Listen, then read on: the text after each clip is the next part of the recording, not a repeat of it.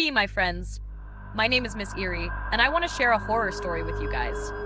Settle in and dim those lights, because what I'm about to tell you isn't for the faint of heart.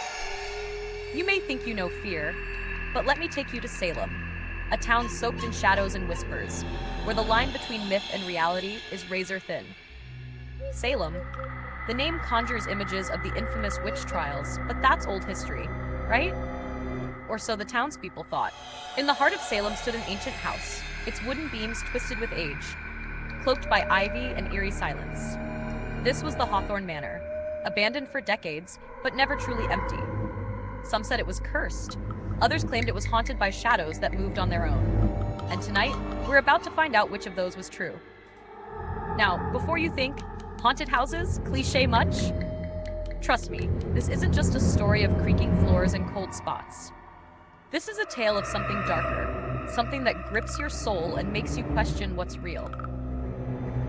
Meet Emma and Lucas, a young couple with an itch for adventure and a love for the macabre. They had heard the legends about Hawthorne Manor, how shadows lingered like sentient beings, watching anyone foolish enough to approach. On Halloween night, they decided it was the perfect backdrop for their paranormal podcast. I know, right? Bad idea number one. As they stepped onto the manor's threshold, the air shifted, like the house had taken a breath. Emma chuckled nervously. Feel that? Maybe we should just do a walkthrough and leave, she whispered, half joking. Lucas grinned, aiming his flashlight into the yawning darkness. Where's the fun in that? Typical Lucas, always laughing in the face of danger, until danger laughs back. The floorboards groaned under their weight, and the shadows danced, twisting into grotesque shapes that almost seemed to reach out when the light hit them just right. Or was it just a trick of the eye? Hey, quick question for you. Ever been in a room so quiet you can hear your heartbeat? Multiply that by 100, and add the feeling of being watched. The two set up their recording equipment in what looked like a dining room, with a long mahogany table that bore deep scratches, as if someone had clawed at it in sheer desperation. Emma's voice trembled as she spoke into the mic. We're here, in Hawthorne Manor, where history meets horror. As she spoke, the air grew colder, and a soft scratching sound echoed from the walls. Lucas turned his head sharply, his smirk fading. Did you hear that? The room answered with silence, but the shadows seemed thicker now, almost pulsating. Emma reached for his arm. Maybe we should let. And just then, a sharp knock came from the ceiling above, followed by a dragging sound. It was as if something heavy was being moved. Suspenseful enough for you? Because this is just the beginning. Lucas climbed the staircase, his eyes wide, every creak beneath his feet sounding like a gunshot. Emma trailed behind, her hand clutching the banister as if it were the only thing keeping her from running. At the top of the stairs, they found a hallway lined with portraits. The eyes of the figures followed them, not subtly, but blatantly shifting as they moved. Lucas swallowed hard, his bravado cracking. It's just an optical illusion, he muttered, trying to convince himself more than Emma. But before she could respond, the last portrait on the wall, a gaunt woman with eyes as dark as ink, smiled. Yes, you heard me. It smiled. Emma gasped, the flashlight trembling in her grip as the beam of light sputtered like it too was scared. Suddenly, a shadow detached itself from the corner and slithered across the ceiling. It stopped above them, stretching down like a living liquid until it was inches from Lucas's face. His breath caught in his throat, unable to scream.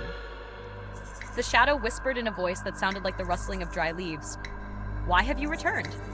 And just like that, it retreated, leaving them gasping, their fear as thick as the dust around them. Emma turned to Lucas, eyes wide with terror. We need to get out, now. They bolted down the hallway, but no matter how fast they ran, the corridor stretched, the door back to the dining room growing further and further away. The sound of children giggling echoed around them, high-pitched, taunting. Emma screamed as the shadows multiplied, each forming a figure with hollow eyes that watched, unblinking. One stepped forward, a small boy with a smile too wide for his face. Stay and play, he whispered, his voice dripping with malice. A hand shot out from the dark, grabbing Emma's ankle. She fell, eyes locking onto Lucas's, who reached for her, but his hand passed right through hers as if she were made of smoke. Ever wake up from a nightmare, only to realize you're still dreaming? Yeah, that's where we're at. Lucas stumbled backward, the hallway collapsing into darkness. He found himself alone in a small room, the only light coming from a single candle on the floor. And in the flicker of that flame, he saw Emma, or something that looked like her. Her eyes were empty, mouth twisted into a scream that never came. The shadows slithered across her skin, writhing as if alive. She spoke, but her voice was layered, echoing as if spoken by a chorus of the damned. You were warned. The candle snuffed out, plunging everything into an abyss so complete it felt suffocating. Emma woke up, gasping, back in her apartment. The clock on the wall ticked loudly, the time frozen at 3:33 a.m. She called out, "Lucas?" Silence.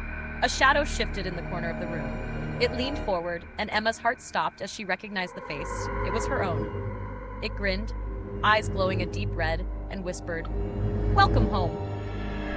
Okay, who just got goosebumps? Because I did.